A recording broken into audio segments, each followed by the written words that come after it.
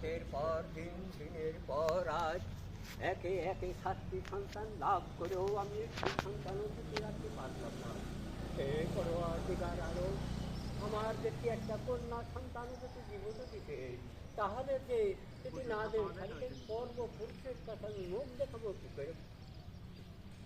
তারপর মন্ত্রী বলছে, এই শহীদুল তুমি একটা লাগো। মহারাজ মহারাজ, এবার যখন বেগম সাহেব আর চুপচাপ বেদনা উঠবে, সেই রাতটা আমি নাই দিন কাটাবো সেই রাত্রে।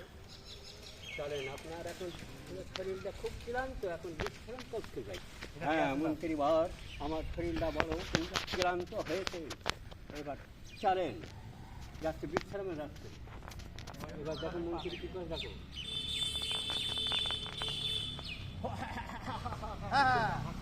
দেখি বলে একে একে 7টি সন্তান ওই বাচ্চাকে আমি গলা টিপে হত্যা করে মেরেছি। এবারে দ্বিতীয় সন্তান যেভাবে হবে আমি এমনিভাবে ওই গলা টিপে মেল করে দেবো। তারপরে ওই রাজাকে মারতে পারলে ওই আমি হব রাজা। আর